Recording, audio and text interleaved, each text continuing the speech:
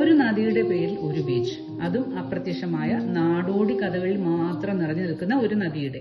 12 വയസ്സുള്ള ഒരു ബാലൻ, അതും 1200 പേരുടെ ജീവൻ രക്ഷിക്കാൻ വേണ്ടി ജീവത്യാഗം ചെയ്ത നദിയുടെ. ഭഗവാൻ ശ്രീകൃഷ്ണന്റെ പുത്രൻ സാമ്പന്റെ കുഷ്ഠരോഗം മാറ്റിയെടുത്ത കഥയിലെ നദിയുടെ. ലോകപ്രസിദ്ധമായ അത്ഭുതം നിറഞ്ഞ ഒരു ക്ഷേത്രം സ്ഥിതി ചെയ്യുന്ന ഇടം, കഥകളിലൂടെ മാത്രം അറിയപ്പെടുന്ന ചന്ദ്രഭാഗ നദി. ആ നദിയുടെ പേരിൽ അറിയപ്പെടുന്ന ബീച്ചാണ് ചന്ദ്രഭാഗ ബീച്ച്. ഈ ബീച്ചിന് ഒത്തിരി പ്രത്യേകതകളുണ്ട്.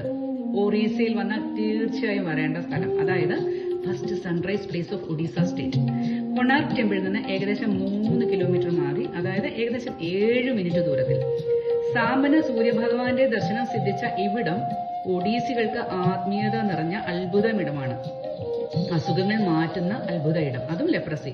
ഡിസംബർ ജനുവരി മാസങ്ങളിൽ ഇന്റർനാഷണൽ സാൻഡാർട്ട് ഫെസ്റ്റിവൽ ഇവിടെ നടക്കാറുണ്ട്.